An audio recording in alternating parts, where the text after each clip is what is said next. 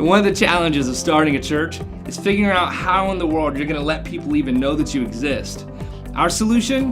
Postcards. Lots and lots of postcards. 4,000 to be exact. And since we'd be meeting in a movie theater, we decided to buy 4,000 sleeves of unpopped popcorn to go with them. Our thought was, hey, who wouldn't come visit the church that gave them popcorn?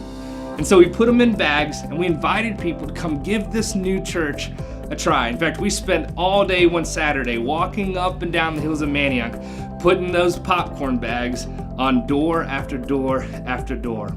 Our hope was that it would just convince a few hundred people to come try out church.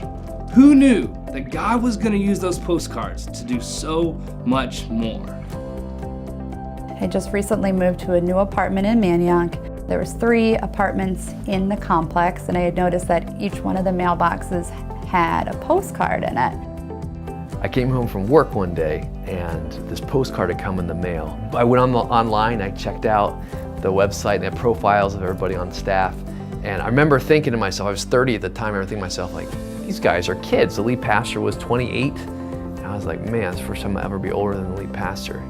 But I saw that they were young and they were just so confident in what God could do, and I thought, I want to be a part of that, I want to check it out. So I went.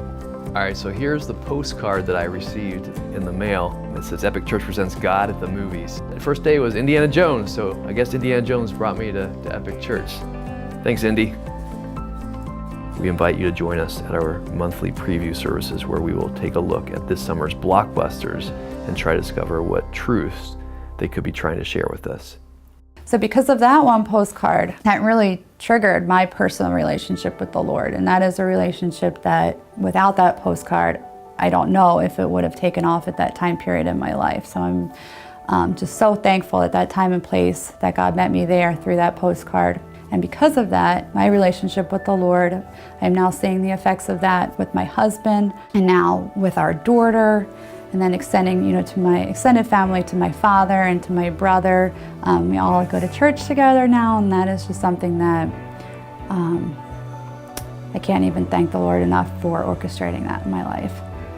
10 years ago, I got a postcard in the mail, and man, it redirected our lives. With my wife, we've raised our kids in our church. I baptized my son and my daughter at Epic, and man, it's hard to imagine where I'd be right now if I didn't get that postcard in the mail.